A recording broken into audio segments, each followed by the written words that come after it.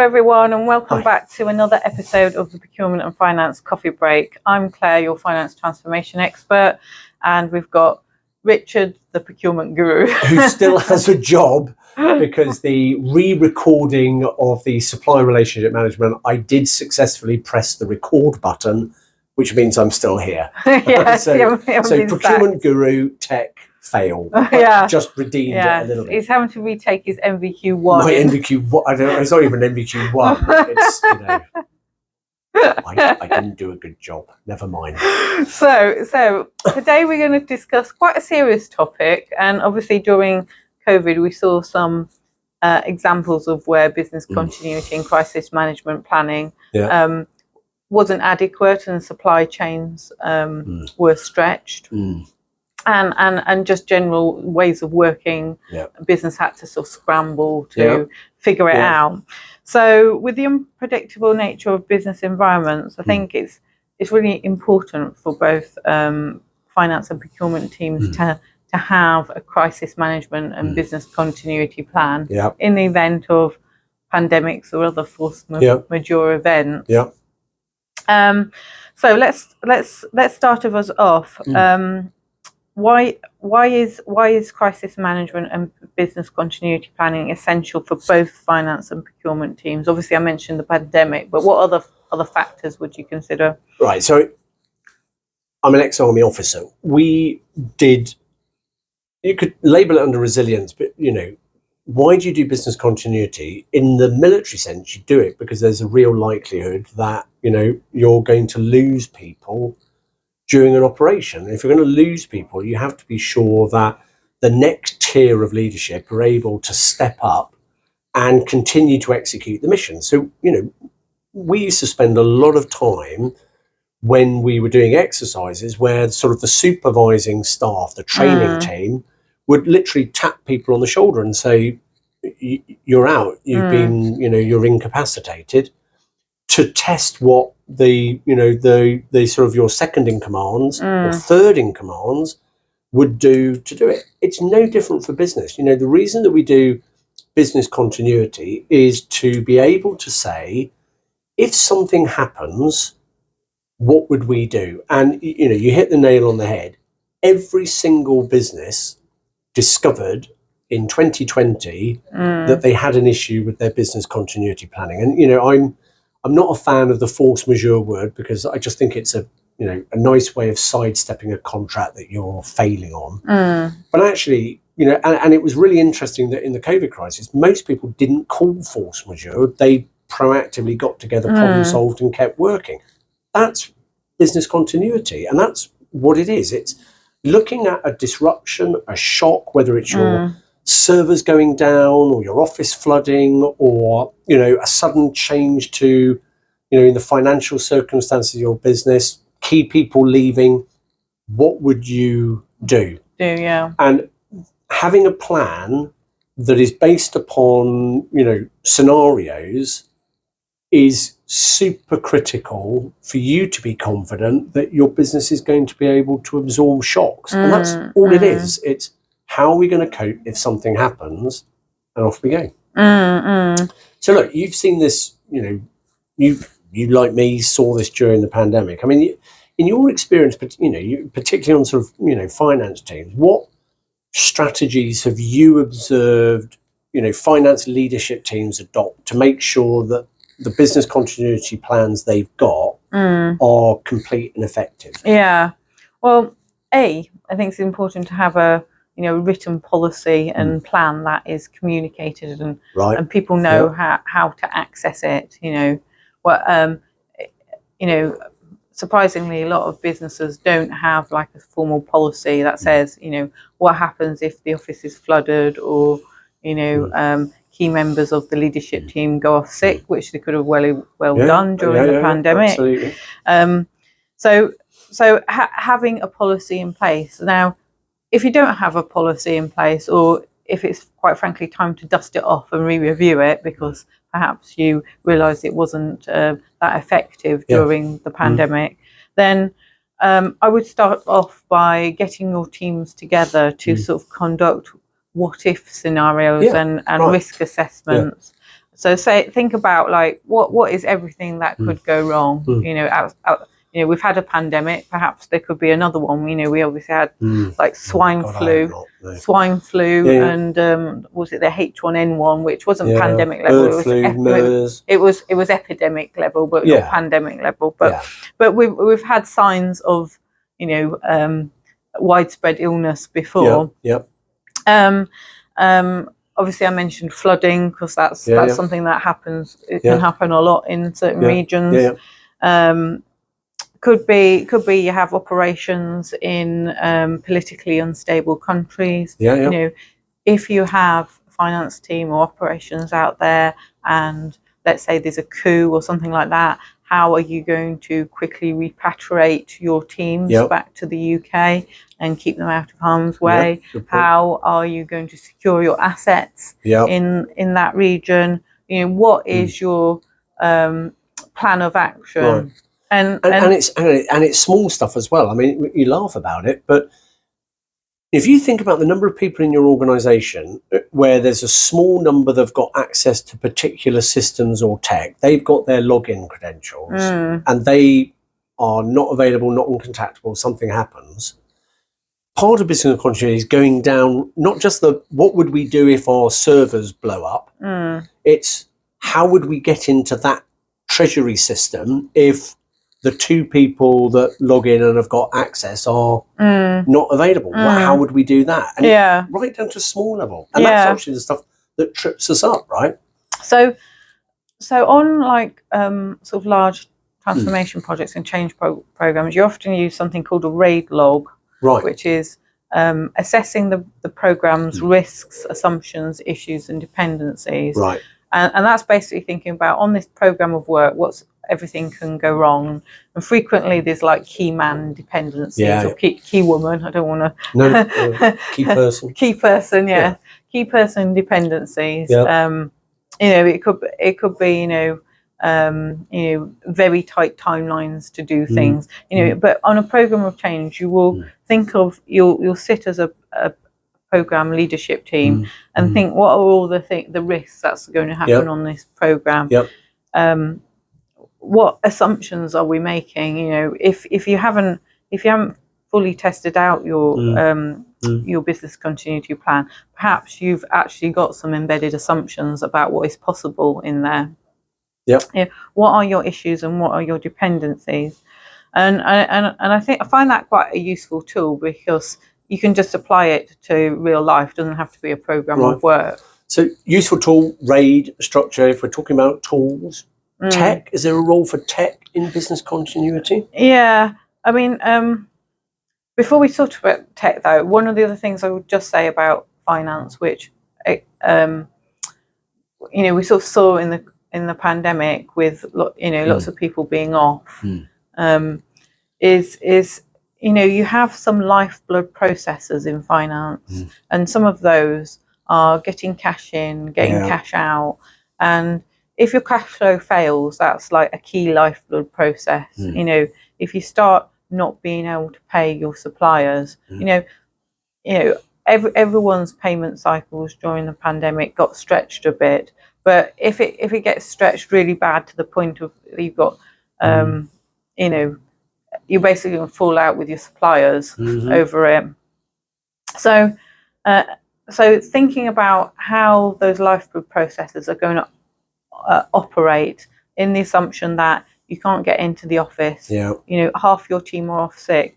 You know, you have, like, for example, in finance, something called a delegation of authority, and that's basically from the board down, who can authorize payments of what size. So you know, like the CEO can authorize 5 million or whatever. And it cascades down. But obviously, you know, if people are off sick, or there's other reasons that people are not going to be able to do their job, then you've got to think about what is the backup process to maintain those lifeblood processes of the business. You know, let's say that all your level 1 delegation of authority all out. So do we have a way to switch to your tier 2 or tier 3? Yes, exactly. And tech can help with that. Yes, it can.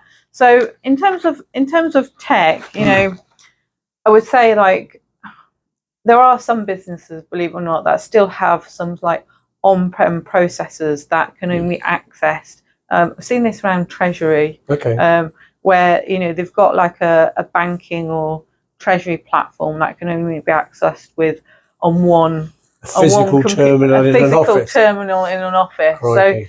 So let's hope the sprinklers don't go off. Yeah. So thinking about, you know, are all my processes cloud-based that can be operated, or you know, that we can access from anywhere in the world?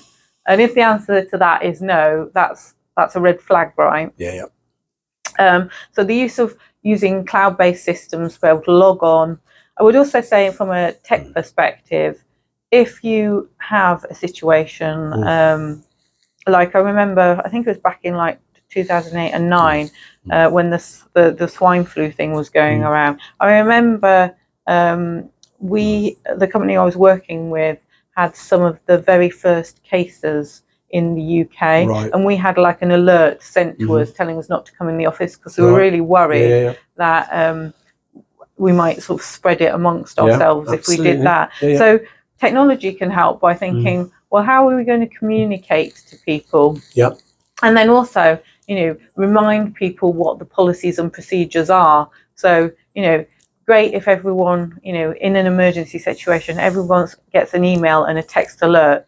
You know, you are being alerted to, you know, the business has switched on its emergency response or its crisis management policy. Here is a link to the policy. You're, you know, for each person's team, you know, what is the communication line? You don't want everyone in finance or procurement speaking to the CFO if they've got a question. So who is your main point of contact for any questions or concerns? So all of these things, technology can help to automate the whole process. And it should be automated, because in an emergency, you're sort of everyone's individually texting and emailing. That's not great, right? So and the other thing we can look at is sort of data analytics and predictive modelling. Potentially that could help mitigate potential risks and escalate before they arise. So you know, one area I would sort of foresee that within finance is, let's say you've got business operations in, as I said, a politically unstable country. Let's say the worst happens is a coup, or there's some reason that you need to exit that country. What does that mean? So in your financial models, if you had to exit that country, and let's say, you know, a third of your revenue or something comes from that country, you know, hopefully if you knew there was a risk of that happening, you would diversify your operations into other countries, so you're still getting revenue from other sources if that worst case scenario would happen. But then perhaps you use technology to model, well, what would that mean? Would that mean in terms of you know, how our cash flow would reduce, the sort of costs, the emergency one-off costs we can expect to repatriate our operations. What cost would it take, you know, and what services would we use to recover our assets? Because especially if you're, I don't know, let's say you're in some business like upstream oil and gas, where some of the inventory can be extreme, really thousands and thousands of pounds for little nuts and bolts. You know, you don't want to leave that expensive inventory unguarded, as it were. So I think technology can help in a myriad of ways. But I think the key is thinking about what are your policies? Have you thought about all your risks? Have you thought about mitigation strategies? Have you got it all documented? And how are you going to communicate all this in an emergency situation? Cool. So over to you. Takeaways. Yeah, takeaways. I'm going to do 3 takeaways, right? Firstly, plan for the scenarios. Get your team together and ask yourself the question with your team, what would I do if this happened? And think about, you know, harness the team's thinking about what are the practical things that you would do to make sure you could keep working if that thing happened. Once you've identified what that is, you've got to coalesce those into a clear plan. As we said, that plan's got to talk about high-level operation, but also low-level stuff like user login credentials, if that's needed. That plan's got to be communicated and understood. There's a training element to it. And also, like we did in the military, you've got to rehearse. Yeah. So, like you rehearse a fire alarm, rehearse what happens if a server goes down and you've got to switch to the backup server, the alternative server site. What if a key person was not available on a day? Practice it. And actually, it sounds silly, but I mean, how, if, pandemic, everyone suddenly is at home, people don't keep copies of continuity plans in their kitchen drawer. No. How are you going to make it possible for anybody using, mobile phone or home computer to get to a website where they can quickly access the plans to understand what they're going to go and do? That's great planning. And then I think, the last part is review. Nothing stays still. And if you've written the best business continuity document in 2019, it didn't work in 2020. We'll have all have updated our business continuity plans post-pandemic, or I certainly hope we have. But we're in already a different world again from where we were in 2022. So, what's your annual or maybe 6-monthly process to check that there's no new scenarios you need to think about? Because you might have made some acquisitions since then. Completely. You might have operations in different geographical regions around the world since you last looked at your. Well, I'll give you a practical example. I did some work a few years ago for a company. Their business continuity plan for their data centers was talking about how you're going to transfer from one data center to the other if it went down. But they'd gone onto the cloud 2 years previously. They didn't have data centers anymore. But in their business continuity document, they still had the business continuity plan.